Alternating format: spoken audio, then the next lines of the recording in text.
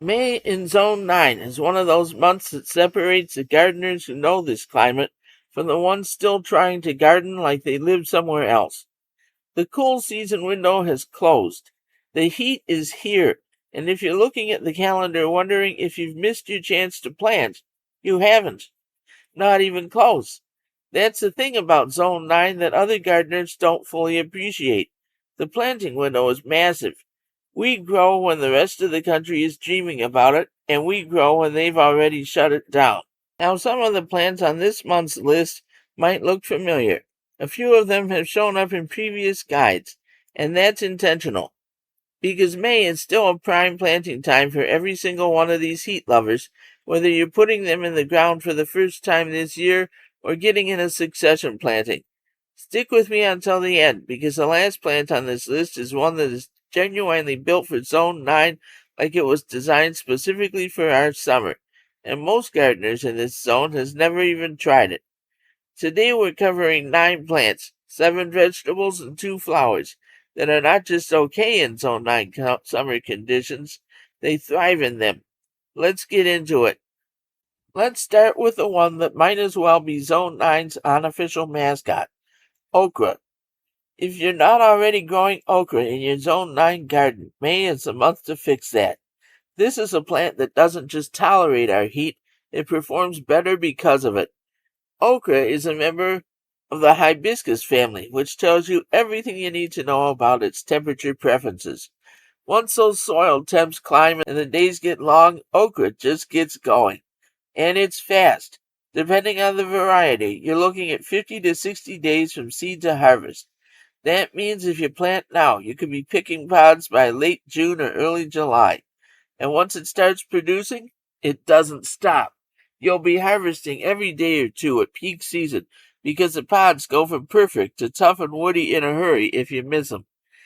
2 or 3 inches is your sweet spot for tender, edible pods. Let them go past 4 and they're headed for the flower arrangement. For varieties, Clemson Spineless is the reliable workhorse and probably the easiest to find. But if you want something with a little more visual drama, look for Burgundy or Alabama Red. Striking red pods and foliage that look stunning in the garden, and they taste just as good as the green types. For Florida gardeners specifically, Cajun Delight and North and South are also strong performers. Starting is simple. Direct sow seeds right into the garden, about half an inch to an inch deep, spaced 12 to 18 inches apart. One tip that makes a real difference: soak your seeds in water for 6 hours before planting. It softens the seed coat and dramatically speeds up germination. In warm May soil, you can expect it to pop in about a week. Give them full sun, well-drained soil with some compost mixed in, and then step back and watch them work. One harvest note: okra has fine spine-like hairs on the stems and pods that can irritate skin. Wear gloves and long sleeves when you're harvesting. Even the spineless varieties still have some fine fuzz on the plant itself. This is a crop that'll carry you through the summer. Now let's talk about another one that's been feeding people in this region for generations. Southern peas. Black-eyed peas, cowpeas, field peas, crowder peas. They go by a lot of names depending on where you're from, and they've been a cornerstone of southern cuisine and gardening for centuries for good reason. These are tropical legumes, and they're made for Zone 9 summer conditions. They don't just handle heat, they actively thrive in it, including heat that would completely shut down regular English peas. They're also drought-tolerant, pest-resistant compared to most other beans and peas. And here's a bonus: they're nitrogen fixers, which means they're actively improving your soil while they grow. There are 3 main categories worth knowing. Black-eyed peas have that distinctive dark spot and are probably the most recognizable. Crowder peas are named for the way the seeds are packed tightly in the pod, and they have a rich, starchy flavor that makes incredible pot liquor. Green peas are milder, lighter in color, and extremely popular in the South. Any of these will do well for you. Pick the one that matches how you like to cook. For planting, direct sow seeds right into your garden. Like most legumes, southern peas don't transplant well. Plant seeds about half an inch to an inch deep, a few inches apart. It rows about 3 feet apart. Soil needs to be warm, at least 60 degrees, which May in Zone 9 absolutely delivers. Full sun is non-negotiable. Because they're nitrogen fixtures, go easy on nitrogen fertilizer. Excess nitrogen will push leafy vine growth at the expense of pods. Let the plants do their thing. Harvest time depends on how you want to eat them. Green shell stage is typically around 60 to 70 days, and they could go longer if you want dry beans. And just like okra, keep harvesting. Consistent picking keeps the plant producing. Southern peas are one of those crops that roots deep in this region's gardening tradition. Now let's talk about one that's a bit newer on the scene for home gardeners, but is quickly winning converts. Edamame. You probably know it from the little bamboo dish at the sushi restaurant. Steamed, salted, pop the beans into your mouth. But growing your own? That's a completely different experience, and May in Zone 9 is your window. Edamame is essentially the soybean plant harvested young, while the pods are bright green and the beans inside are plump, tender, and slightly sweet. It's a legume, which means, just like southern peas, it fixes nitrogen in the soil and doesn't need a heavy hand with fertilizer. The flavor of truly fresh edamame pulled from the vine, steamed and salted immediately, there is no comparison to anything you could buy frozen. The plant itself is compact and bush-like, making it one of the more manageable crops on this list in terms of space. Plants typically reach about 2 feet tall and don't need staking. Direct sow seeds 1 to 2 inches deep, about 3 inches apart in rows 2 feet apart. Don't bother starting indoors. Soybeans have sensitive roots and don't transplant well. May's warm soil is exactly what they want for fast, reliable germination. Here's one thing that gives you a real yield advantage. Treat your seeds with a soybean-specific bacterial inoculant before planting. It's inexpensive, it's available from most garden seed suppliers, and it helps the plant's root system fix nitrogen more efficiently. If soybeans have never been grown in your soil before, this step can make a meaningful difference in pod production. Edamame matures in roughly 75 to 90 days and has one characteristic that's worth planting around. Unlike beans that produce continuously, most edamame varieties ripen most of their pods at the same time. So stagger your plantings. Put in a new batch every couple of weeks through early summer, and you'll get a continuous harvest instead of one big all-at-once flush. One small but important timing note for hot climates. Extreme heat above 95 degrees during flowering can cause poor pod set. Planting in May gives your plants time to get established and reach flowering before the most intense heat of July and August arrives. That timing works in your favor. Great crop, zero fuss. Up next is a plant that gets a reaction from nearly everyone who sees it for the first time, because what comes out of the ground is not what most people expect. Sweet potatoes. If you've been on this channel for a while, you know I've done a full deep dive video on growing sweet potatoes. And if you haven't seen it yet, I'll link it on the end screen because there's a lot more detail than I'm going to cover right now. But sweet potatoes absolutely belong on this list, and May is one of the best planting windows in Zone 9. Here's why May is ideal. Sweet potatoes need warm soil, long days, and a growing season of about 90 to 120 days. Plant in May and you're harvesting in the fall, right as the days start to shorten, which is exactly when the tubers develop their best flavor and sweetness. The timing lines up perfectly. Sweet potatoes aren't started from seeds. They're grown from slips, which are sprouts taken from an existing sweet potato. You can buy slips from a garden center or online nursery, and they're typically easy to find in May. Plant the slips about 12 to 18 inches apart in rows, setting them deep enough that the first couple of leaf nodes are buried. They root aggressively from the nodes, which is exactly what you want for good tuber development. These plants want full sun and, very importantly, well-drained soil. Sandy soil is actually ideal, and if you're gardening in Central Florida or other Zone 9 areas with naturally sandy ground, that works in your favor. Heavy clay with poor drainage is the main enemy here. Work in some compost before planting. Keep the plants watered during establishment, and then let those sprawling vines do their work. One more thing. If you've seen warnings about using grocery store sweet potatoes for slips because of sprout inhibitors, that concern is largely exaggerated. If a grocery store sweet potato is sprouting, it will grow. But buying slips from a reputable source gives you more reliable variety selection and often more vigorous plants.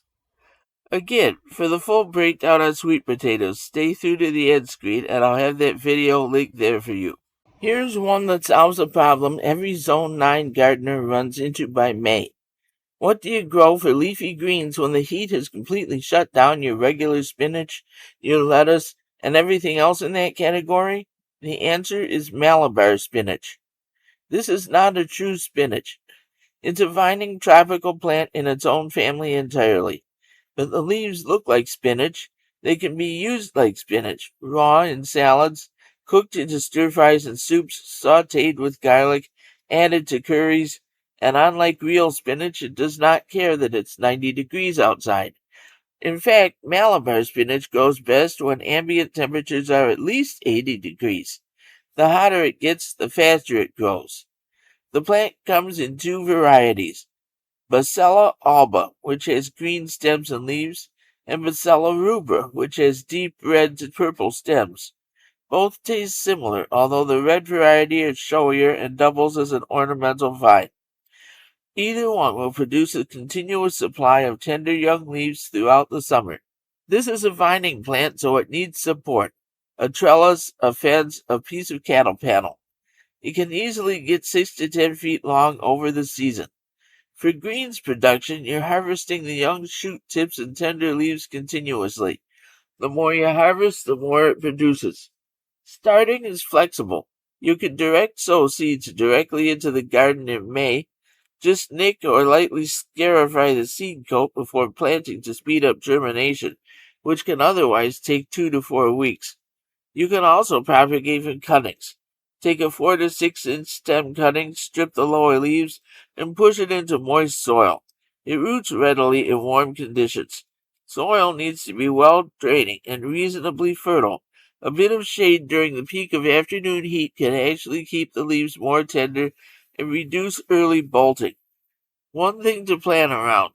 Malabar spinach will start to flower and set seed as the season progresses, and once it begins bolting, the leaves can get slightly more mucilaginous in texture.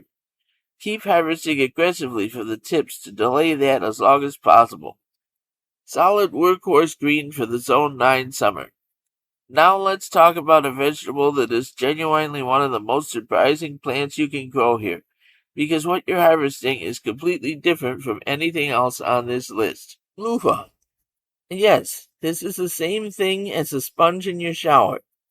Most people have no idea that the natural loofah sponge is actually a vegetable. It's a member of the gourd family, related to cucumbers and squash, and it grows as an extremely vigorous climbing vine that produces long cucumber-like fruits. And here's the thing. When you harvest those fruits young, under about 6 inches long, they're edible. Mild flavor, similar to a summer squash or zucchini.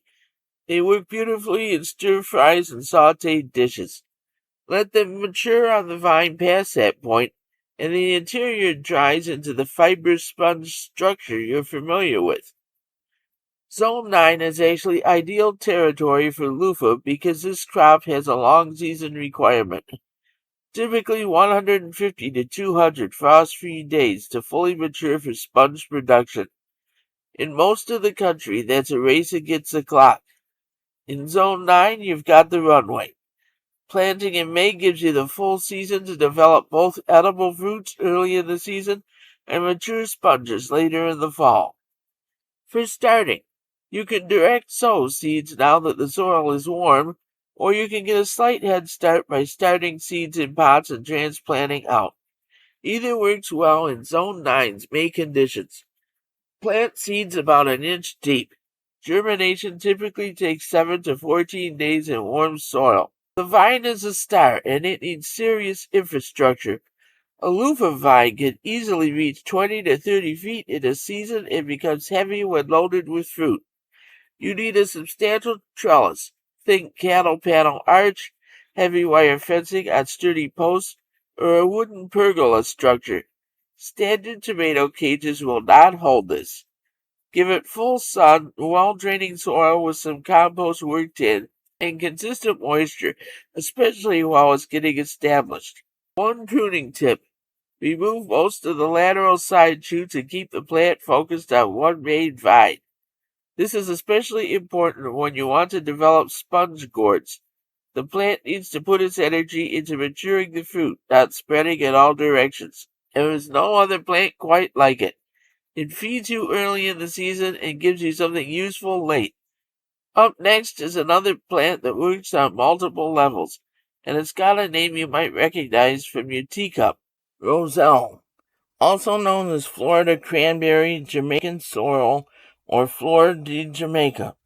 This is Hibiscus sabdariffa, and if the name hibiscus sounds familiar, that's because this plant is actually in the hibiscus family, a distant relative of both cranberry hibiscus and okra. What you're growing roselle for are the calyxes, the fleshy, bright red cup-like structures that form at the base of each flower. They are deeply tart, almost cranberry-like in flavor, and they are the source of the hibiscus tea sold all over the world. Those calyxes can be used fresh or dried for teas, jams, sauces, jellies, and syrups. The leaves are also edible and can be used in salads or cooked as greens. Here's the timing reality you need to understand with roselle. This is a long season crop. It is a short day plant, which means it won't flower until the days shorten in fall, typically blooming in October, with calyx harvest happening in November and December in Zone 9. So you're not planting for an immediate harvest. You're planting now to build a large, healthy plant over the summer that will produce a big flush of calyxes in the fall.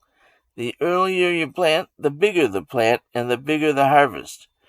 The plant itself can reach 6 to 7 feet tall and nearly as wide, so give it space, at least 3 feet between plants. Full sun is non-negotiable. Roselle is drought tolerant once established, but it does want consistent moisture while it's getting going. Well-drained soil with some compost mixed in is ideal, but avoid going heavy on nitrogen fertilizer. Too much nitrogen pushes lush, leafy growth at the expense of calyx production. Start from seed directly in the garden now, about a quarter-inch deep, or from nursery transplants if you can find them. UFIFAS recommends April through May as prime planting time for roselle in Florida, and it does well planted in August, too, for a second round. Be aware of root knot nematodes, which are a serious pest for roselle in Florida soils. Practice crop rotation and avoid planting where nematode-susceptible crops have grown recently. Plant it now, let it build through the summer, and you'll be harvesting your own hibiscus tea right around the holidays. Before we go on, be sure to hit that subscribe button right now so you never miss a video. Okay, that's 7 vegetables. Now let's get into flowers, and both of these picks are strategic choices, not just decorative ones. In Zone 9 in May, you need flowers that can actually survive the summer, and ideally ones that work for the rest of your garden too. Portulaca, also called moss rose or sun rose. If there is one flowering plant that is perfectly engineered for Zone 9 summer conditions, it might be this one. This is a semi-succulent annual native to the arid plains of South America. It has fleshy, needle-like leaves that store water, rose-like blooms that come in an almost ridiculous range of colors: red, orange, yellow, pink, white, fuchsia, lavender, bicolors, and it flowers continuously from summer all the way through fall with almost no care required. It loves heat. It thrives in full sun. It actually prefers lean, sandy, somewhat poor soil over rich, amended beds, and it tolerates drought in a way that almost no other flowering annual can match. For Zone 9 gardeners dealing with sandy soil and summer heat, Portulaca is not just a good option, it's a home field advantage plant. Where other annuals are wilting and bleaching out in July, Portulaca looks like it was built for this. You can direct sow seeds right into the garden now, or buy transplants from a nursery for faster blooms. The seeds are tiny. Just barely press them into the soil surface and keep lightly moist until they germinate in 1 to 2 weeks. Or buy starts and pop them in. Space plants about 10 inches apart. They'll spread and fill in. A few quick care notes. Portulaca is shallow rooted, so be careful not to overwater. That's actually the main way to kill it. The roots don't want to sit in moisture. Lean soil is fine. Heavily amended nitrogen-rich soil tends to push foliage at the expense of flowers. Most modern varieties are self-cleaning and don't need deadheading, but if plants get leggy in midsummer, shearing them back by half will trigger a fresh flush of blooms. And here's the bonus. Portulaca will self-seed. If you let some of the later blooms go to seed, you may find it coming back in its own next season, which in Zone 9 is a very welcome surprise. One heads up for growers who want pollinators. Portulaca blooms close at night and on overcast days, though many newer varieties stay open longer than older types. It's still a useful pollinator plant, but it's not as open all day as Pentas or Gaillardia from the April list. If you want reliable, effortless, long-season color in full sun, and you're tired of babying plants that don't perform, Portulaca is your answer. Now let's close out with a flower that brings a completely different kind of energy to the garden. Celosia, also called coxcomb, plume flower, or wheat celosia, depending on which form you're growing. And this is one of those plants that makes people stop and stare when they see it for the first time, because the blooms don't look like something that belongs in the garden. They look like something from another world. There are three main forms. The plume types have feathery, flame-like flower spikes in vivid reds, oranges, yellows, and pinks. The coxcomb or crested types produce dense, velvety, brain-like structures, almost coral-like, in rich jewel tones. The wheat types are more slender and graceful with elongated spikes. All three are heat tolerant, all three are long blooming, and all three are absolute pollinator magnets. Bees in particular go wild for them. For Zone 9, celosia is an approved Florida-friendly landscaping plant and one of the stronger summer to fall performers available. UF-IFAS Extension specifically calls it out as a must for Zone 9 summer color. It blooms from planting through frost. It's available in dwarf sizes for containers and edging, as well as taller varieties suited for cutting, and in Zone 9 it will often self-seed and return next season without you doing a thing. Direct sowing in May works well now that soil temps are consistently warm. Scatter seeds on the surface and press lightly. These are tiny seeds and they need light to germinate. Or buy transplants for faster blooms. Space plants 10 to 16 inches apart depending on the variety, and make sure they're in full sun. Like Portulaca, celosia does not want heavy, overly rich soil. Good drainage and moderate fertility are what you're after. Avoid over-fertilizing with nitrogen. It pushes leaves over flowers. For taller varieties, be aware that those big bloom heads can get heavy, especially after rain. Staking or planting where they have some wind protection can help.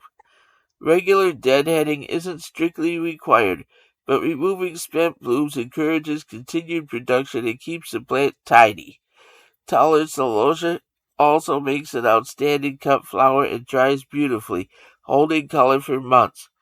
Between Portulaca and celosia, you've got May to Frost color coverage across two very different aesthetics, one sprawling and delicate, one bold and architectural, both built to perform through a Zone 9 summer.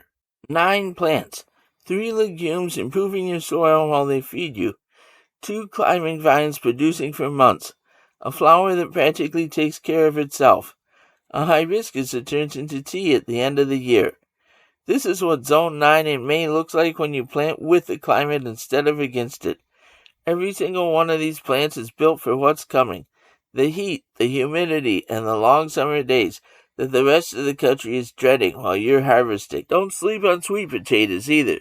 The link to that deep dive video is right here, and there's a lot more detail there on getting the most out of that crop. That's all for now. Subscribe to see more.